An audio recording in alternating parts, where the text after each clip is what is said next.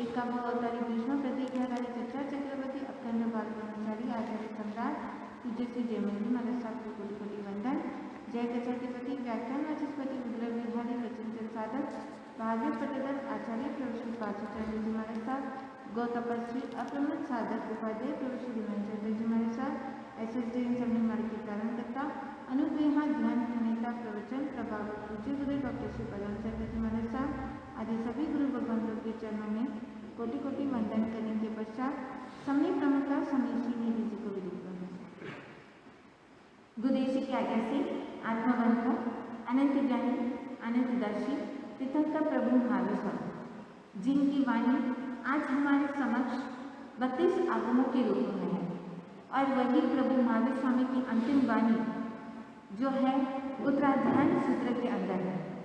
32 आगमों के अंदर बताया जाता है 11 अंक 12 उपांग 4 मूल सूत्र 4 छेद सूत्र और एक आवश्यक सूत्र।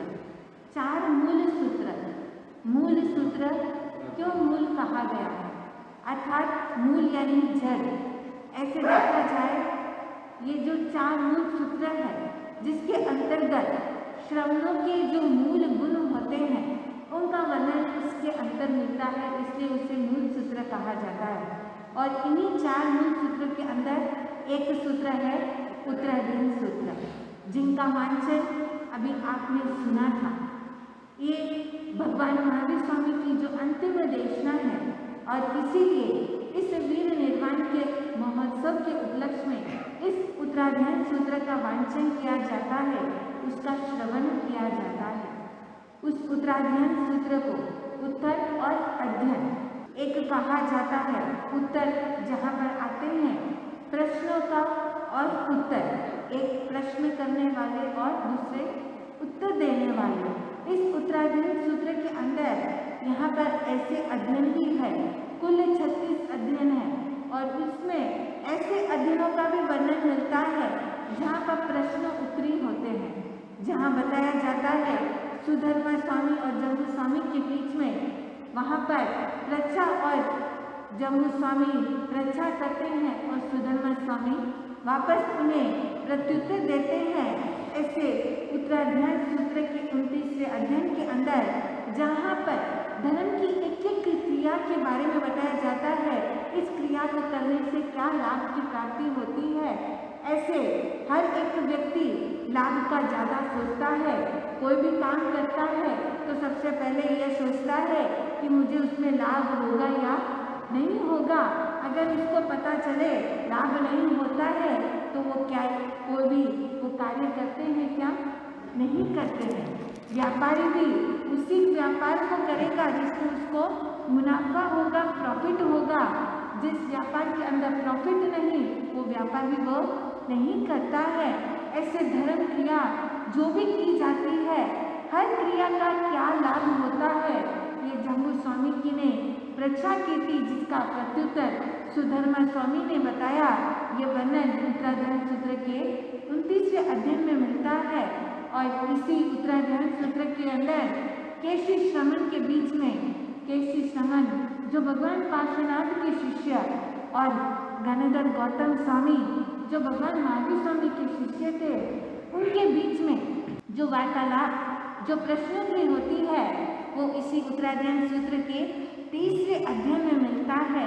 और 90वें अध्ययन के अंदर जहाँ पर मिलता है नमिराज ऋषि जिन्होंने एकत्व भावना भाई थी, मन के अंदर विरक्ति भाव आए और वो दीक्षित हो गए थे और ऐसे समय में इंद्र के द्वारा उनकी परीक्षा की जाती है और उस समय वो इंद्र उन्हें एक एक बात 10 प्रश्नों के माध्यम से उन्हें पूछते हैं जिनका जवाब नमिराज ऋषि देते हैं।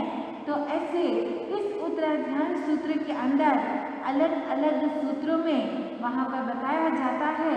किसी को इंद्र और नमिराज ऋषि तो कभी केशी श्रमण गौतम और जम्बू स्वामी सुधर्मा स्वामी ऐसे अनेक अध्ययनों के अंदर यहाँ प्रश्न उत्तरी होती है। और इसी उत्तराध्यान सूत्र के अंदर बताया जाता है सबसे पहला जो सूत्र जो पहला अध्ययन है वह है विनय का। बंधु विनय को मूल बताया है। किसका मूल? धर्म का मूल। जहाँ पर अगर विनय नहीं है तो धर्म भी टिक नहीं सकता है। और इसी विनय का फर्स्ट अध्ययन के अंदर लिया गया है। व्यक्ति जितना नम्र होगा उतना ही शीघ्र वह ज्ञान को प्राप्त कर सकता है। कहा जाता है, एक छोटा सा उदाहरण आता है, रूपक आता है। एक बार लोटे और ढक्कन के बीच में आपस में वार्तालाप होती है। जो ढक्कन और लोटा मटकी के ऊपर रहता है वो दोनों आपस में वार्तालाप करते हैं। ढक्कन जाकर लोटे से पूछता है, बोलता है, वहाँ पर तुम हमेशा भीगी रहती हो, मैं तो हमेशा सूखा ही रहता हूँ।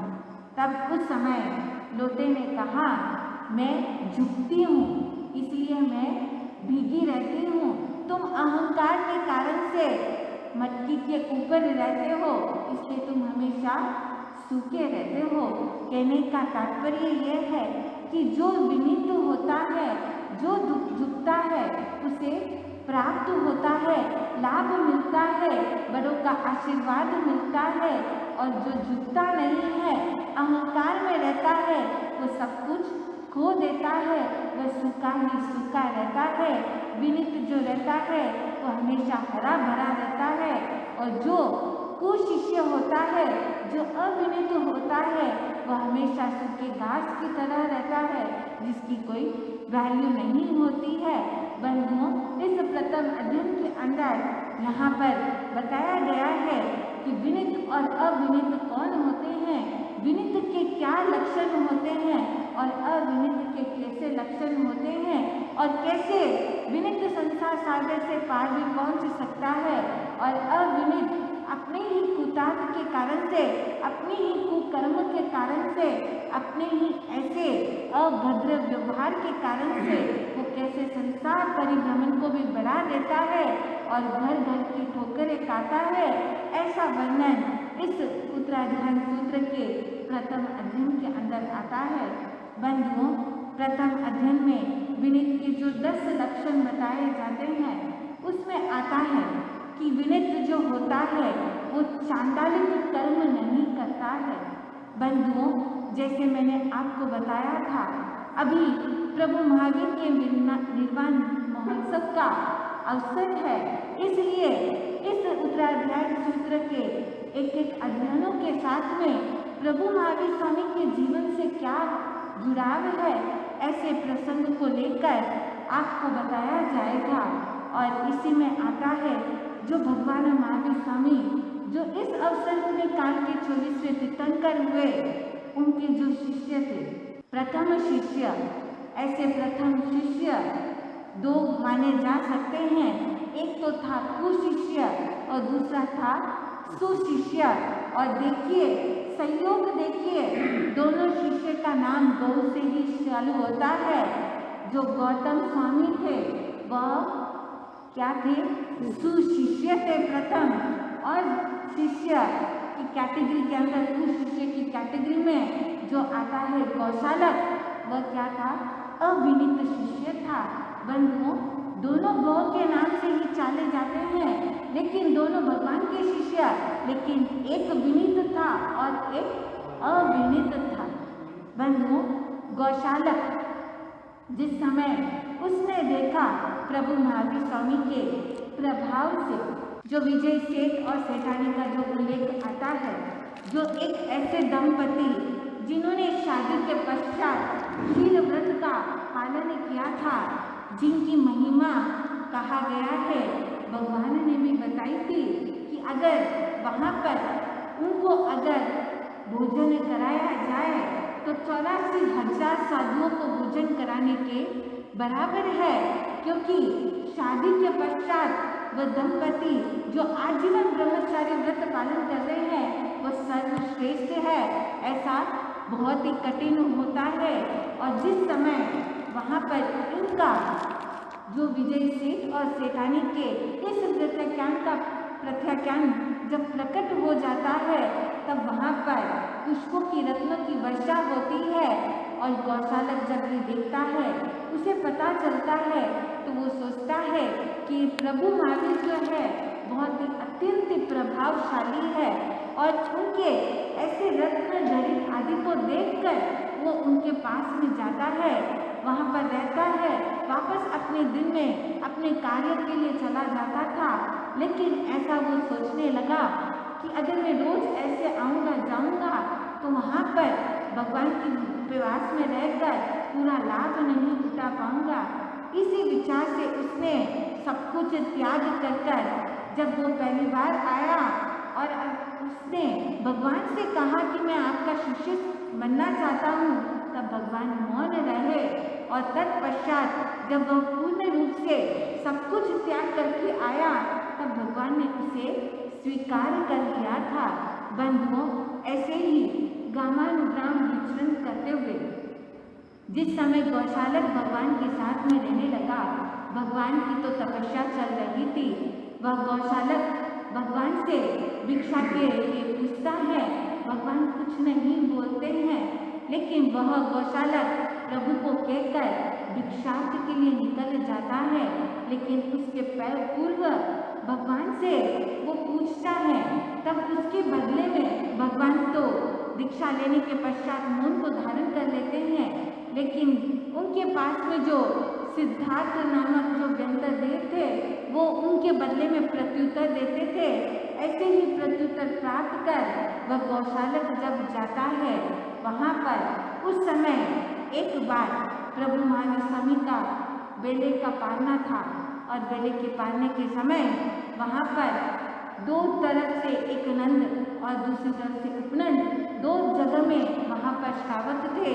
वहाँ पर नंद के यहाँ से प्रभु स्वामी ने भिक्षार्थ लिया था और वहाँ पर रहकर पूर्व पदार्थ ग्रहण किए थे और दूसरी तरफ वो गौशालक जाता है तो उसको वहाँ पर बासी चावल प्राप्त होते हैं।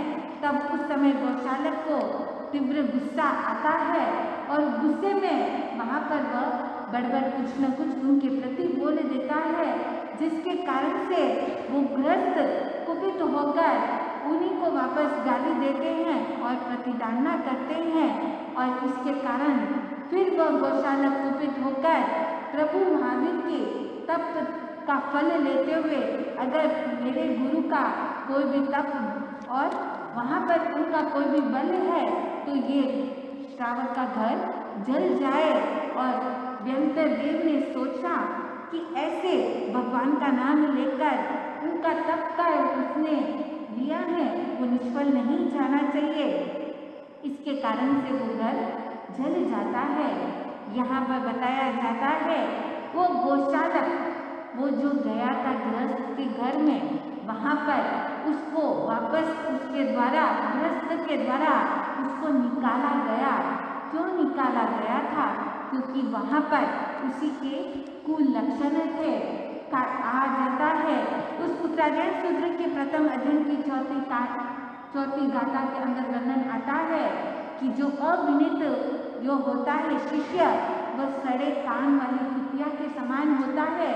जो जहाँ पर भी सड़े कान वाली कुतिया होती है, अगर वो कहीं पर भी जाती है तो उसको वहाँ से निष्कासित किया जाता है।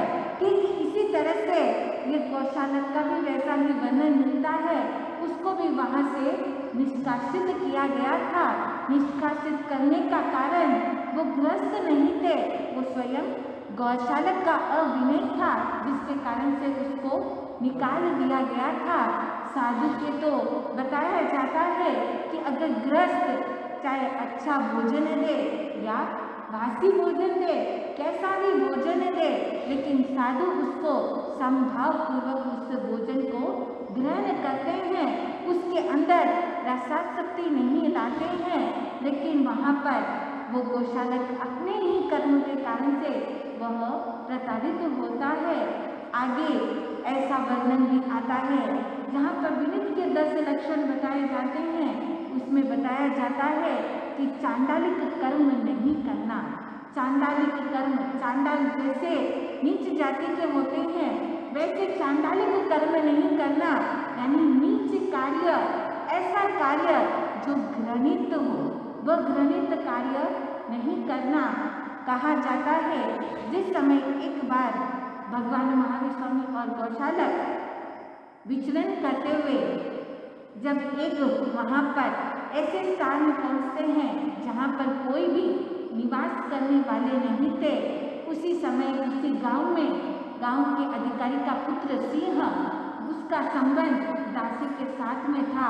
तो उसने देखा कि यह गृह ऐसा है जहाँ पर कोई निवास करने वाले नहीं है, तो वो काम क्रीड़ा के लिए उस घर के अंदर प्रवेश करता है और वहाँ पर घर में प्रवेश करने से पूर्व वह पूछता है कि क्या यहाँ पर कोई है। उस समय भगवान को ध्यानस्थ लीन थे, मौन धारण किए हुए थे, इसलिए कुछ भी बोलते नहीं है। लेकिन गौशालक वही था, वह चुप रहता है, जानबूझकर कुछ बोलता नहीं है, वहीं पर छिपकर चुपचाप बैठा रहता है।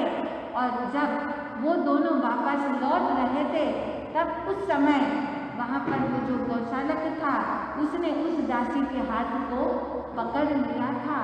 बंधुओं, अब उसी चांडालिक कर्म के कारण से वहाँ पर वो जो सिंह पुत्र था उसने गौशालक को बहुत ही ज़्यादा उसके साथ में मारपीट की थी। ये अविनीत का लक्षण है। बंधुओं, ऐसे चांडालिक कर्म नहीं करना चाहिए। और आता है लक्षणों के अंदर कि हास्य क्रीड़ा आदि भी नहीं करना चाहिए, हंसना नहीं चाहिए। वहाँ पर ऐसे ही पात्रकाल ग्राम के अंदर जहाँ पर भगवान का विचरण हो रहा था वहाँ पर भी ऐसी ही स्थिति थी। उस स्थिति के अंदर एक दंपति वहाँ पर उस घर के अंदर काम क्रीड़ा कर रहे थे। उस समय गौशालक वह हंसता है और वैसे ही वह वापस पीड़ित होता है। बंधुओं, जहाँ पर कहा गया है कि ऐसे जो एक बार नहीं बार बार जो ऐसे करता है, जैसे घोड़े का उदाहरण दिया गया है, इसी उत्तराधर्म सूत्र के पहले अध्ययन की 12वीं गाथा में बताया जाता है।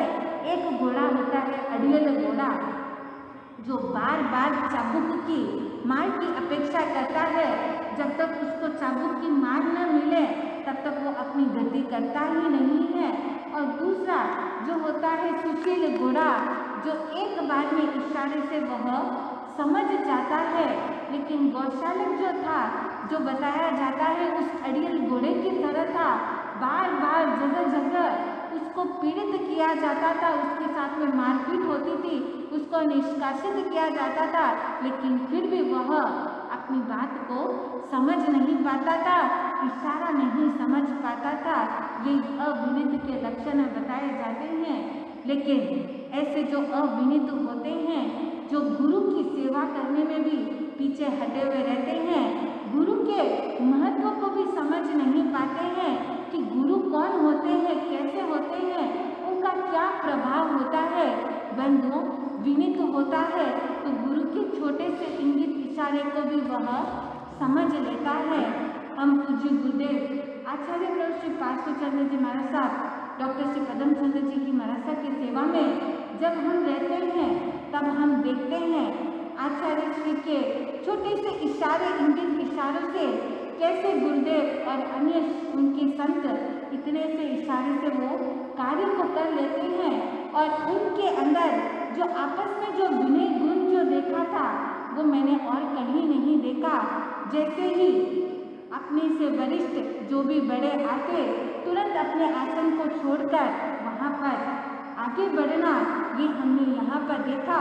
इसी उत्तराधर्म सूत्र के 30वें अध्ययन के अंदर आता है कि जो विनीत होता है वह अपने से वरिष्ठ होते हैं, उनके सामने वह बैठा नहीं रहता है, अपने आसन को छोड़कर वह खड़ा होता है, वंदन नमस्कार करता है। बंधुओं, लेकिन आज घर घर के अंदर हम देखते हैं, एक घर में माता पिता तो बैठे रहते हैं नीचे और बच्चे और बैठे रहते हैं सोफे पर, चेयर पर। माता पिता के पुकार करने पर भी एक आवाज़, जहाँ पर विनीत शिष्य जो होता है, एक आवाज़, यहाँ तक तो इतना बताया गया है, आवाज़ तो बात की बात, वहाँ पर इशारा भी, अगर गुरु इशारा भी करते तो तुरंत वह विनीत शिष्य अपने कार्य को जहाँ है वहीं पर वह छोड़कर उनकी सेवा में चले जाते हैं।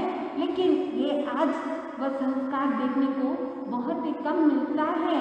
माता पिता बुलाते रहते हैं, वो अपना काम करते जाते हैं, खेलते रहते हैं, टीवी देखते रहते हैं और उसमें भी कहेंगे अभी ये शो खत्म होगा उसके बाद मैं आऊँगा। बंधुओं, कई बार ऐसे कार्य को विलंब करने में कई बार अनर्थ भी हो जाता है और यही बात प्रभु ने इसी उत्तराध्याय सूत्र के 10वें अध्याय में कहा है, समयम गोयम माँ कमाए। हे गौतम, तुम क्षण मात्र के लिए भी प्रमाद मत करो। वो विनित शिष्य जो होता है वो इस कार्य के लिए, गुरु के द्वारा किए बताए कार्य के लिए कभी भी प्रमाद नहीं करता है। वो तुरंत उस कार्य को पूर्ण कर लेता है और वही बात यहाँ पर मिलती है जो विनित शिष्य थे गौतम स्वामी, उनके अंदर मिलता है। जो 10 गुणों के अंदर एक गुण बताया जाता है विनय के, उसमें एक आता है क्षमा। बंधुओं, जिस समय गंधर्व गौतम स्वामी वाणिज्य ग्राम के अंदर वहाँ पर भिक्षा लेने के लिए जाते हैं और भिक्षा लेते समय लोगों के मुख से उन्होंने सुना कि जो आनंद श्रावक, जो भगवान महावीर स्वामी का उपासक, जो श्रवणोपासक है, उसने संतारा ग्रहण किया है।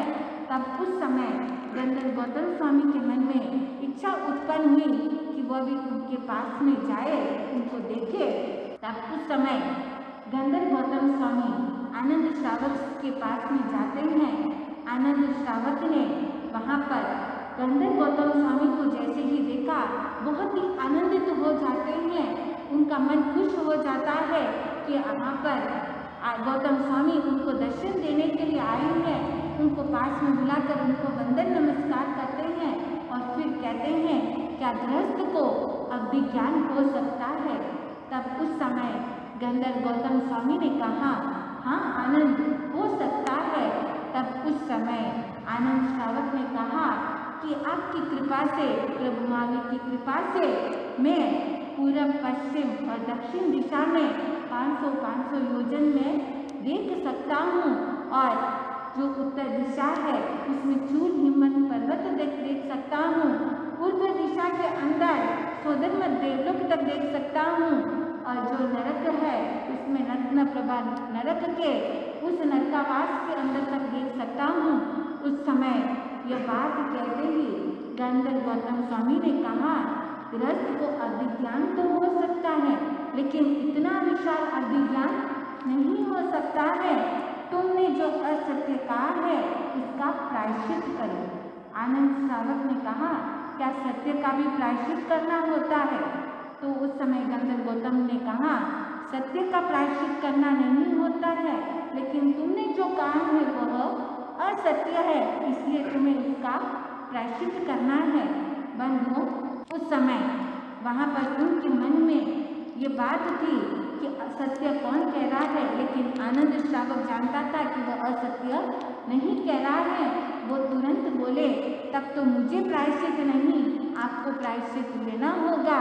तो गौतम स्वामी वहाँ पर आए और आकर प्रभु महावीर स्वामी के पास में जैसे ही भिक्षा लेकर आते हैं, प्रभु को वंदन नमस्कार कर रक्षा करते हैं और पूरी बात बताते हैं कि इस तरह से अब प्रायश्चित किसको लेना है, आनंद श्रावक को या मुझे। तब उस समय भगवान ने कहा, प्रायश्चित आपको लेना है और अभी आपको जाकर आनंद श्रावक से क्षमा याचना करनी होगी। बंधुओं, जो ये विनित शिष्य, ये उनका विनय गुण कि प्रभु के वहाँ पर कहने पर ऐसा उन्होंने नहीं सोचा, मैं 14 पूर्वधारी हूँ, 4 ज्ञान का धनी हूँ, मैं मुनि हूँ, मैं एक गृहस्थ के पास जाकर, एक श्रावक के पास जाकर मैं क्यों झुकूँ और मैं क्यों क्षमा मांगूँ, ऐसा उन्होंने नहीं सोचा। यही उनका विनय गुण है। बंधुओं, जो ऐसे विनित होते हैं वो प्रभु के बताए हुए, गुरु के बताए हुए इंगित इशारे को तुरंत समझकर उसका आचरण कर लेते हैं। और जो अविनित होता है, यहाँ पर यह भी बताया जाता है, अविनित भगवान के प्रतिकूल आचरण करता है, जो भगवान ने बताया उसी के उल्टा कार्य करेगा। जैसे एक बार कुर्म गांव के अंदर जब विचरण कर रहे थे, जो गौशालक था उसके तो भगवान जो भी कहते हैं उसको उसके विपरीत करना था, इसलिए उसने एक बार पूछा। रास्ते में चलते चलते कहा, ये जो तिल का पौधा है भगवान, क्या ये आगे जाकर पुष्पित होगा, फलित होगा, और इसमें जो फूल है 7 फूल, उसमें जो जीव है वो मरकर कहाँ जाएंगे? उस समय भगवान स्वयं कहते हैं कि ये जो तिल का पुष्प है, तिल का जो पौधा है वह पुष्पित भी होगा और फलित भी होगा, और ये 7 फूल वहाँ से मरकर वापस इसी में तिल के बीज बनेंगे। अब वहाँ पर भगवान थोड़ा आगे ही जाते हैं। वो गौशाला क्या करता है, उनके प्रतिकूल आचरण करते हुए वो सारे तिल के पौधे को वहाँ पर जड़ सहित उसको निकाल कर फेंक देता है, और थोड़ी देर के पश्चात वहाँ पर होता है ऐसा, दिव्य वर्षा होती है, और इसके साथ एक गाय रास्ते में जाते समय वो चलते चलते उसका पैर उसी जो तिल का पौधा था उसी के ऊपर लगता है, और वो जड़ के अंदर चला जाता है, और वहीं पर वर्षा के योग मिलने पर, खाद्य योग मिलने पर वह पुष्पित और फलित भी हो जाता है। उसने तो चाहा था कि भगवान जो कह रहे हैं उसको मैं असत्य साबित कर दूं, लेकिन भगवान की वाणी कभी भी असत्य नहीं होती है, वहाँ पर उनकी वाणी अटल सत्य होती है। तो ऐसे जो अविनित होते हैं वो उल्टा आचरण करते हैं, और विनित जो होते हैं गुरु के अनुकूल आचरण करते हैं। वहाँ इसी विनित के बारे में इस उत्तराधान सूत्र के प्रथम अध्ययन में बताया गया है। तो भगवान ने ये भी बताया कि जो विनित होता है उसके पास में अहंकार नहीं होता है, क्योंकि अहंकार और विनय दोनों आपस में मेल नहीं है। जहाँ अहंकार होगा वहाँ विनय गुण प्रकट नहीं हो सकता है। उत्तराधान सूत्र के 18वें अध्ययन की 44वीं गाथा के अंदर आता है दर्शन भद्र राजा का वर्णन। जो दर्शन भद्र राजा जो भगवान के दर्शन करने के लिए जा रहा था, तो उस समय उसके मन में विचार आया कि मैं प्रभु के दर्शन के लिए जाऊं, तो वहाँ पर ऐसा दर्शन करने के लिए जाऊं जो आज तक राजरिताज से कोई और नहीं गए हैं, और सभी ऐश्वर्य रिद्धि सिद्धि के साथ में वह जाता तो है, लेकिन जब यह बात इंद्र को पता चलती है, प्रभु भक्ति के साथ में अहंकार, तब उस समय उनके अहंकार को चूर करने के लिए इंद्र ने एक ऐसा व्यग्र लब्धि के द्वारा ऐसा रूप वहाँ पर प्रकट किया, जिसमें बताया जाता है कि वहाँ एक हाथी जिसके 500 मुंह थे, और एक मुंह के अंदर वहाँ पर 8-8 दंत, और एक एक दंत में 8-8 बावड़ी, एक एक बावड़ी के अंदर वहाँ पर एक एक लाख वाले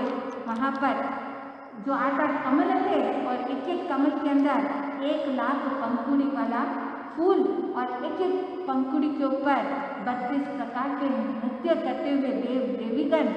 ऐसा दृश्य देखकर दर्शन भद्र राजा का वह अहंकार, वह सोचने लगते हैं इनके सामने तो मेरी रिद्धि सिद्धि कुछ नहीं है, और उस समय वहाँ पर अपने अहंकार का नाश कर कर, अहम को छोड़कर वहीं पर प्रवजित हो जाते हैं, दीक्षित हो जाते हैं। उस समय वो इंद्र उनके चरणों में नतमस्तक होकर कहते हैं, अब आप वंदित और पूजित हो गए हैं। तो ऐसे उत्तराधान सूत्र के विभिन्न अध्ययनों के अंदर विनय का वहाँ पर बताया जाता है। प्रथम अध्ययन का नाम ही विनय सूत्र है, और अन्य अध्ययनों के अंदर भी, जैसे 18वां अध्ययन, 27वां अध्ययन और 30वां अध्ययन, जहाँ पर बताया जाता है विनय के जो 12 प्रकार के तप है, उसमें विनय को भी एक तप बताया गया है।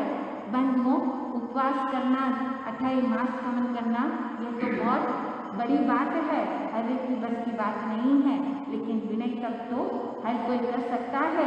अपने से जो वरिष्ठ हो उनका आदर सत्कार करना, जो गुणी जन होते हैं उनके प्रति वंदन नमन के भाव होना, अगर ये ऐसा भाव आता है तो भी आपके तपस्या हो जाती है, उससे भी कर्मों की निद्रा हो जाती है। और यहाँ तक भी बताया नीच गोत्र का क्षय हो जाता है। बंधुओं, ऐसे ही नीच गोत्र का बंध किस प्रकार प्रभु महावीर स्वामी के जीवन ने किया और इस उत्तराधार सूत्र के वर्णन यहाँ पर अन्य अध्ययनों में किसने और नीच गोत्र का बंध किया है। आज तो वीडियो में समय हो रहा है, आगे जैसे जैसे वर्णन मिलेगा, समय मिलेगा, वैसे वैसे बताने की अनुकूलता होगी। इन्हीं शब्दों के साथ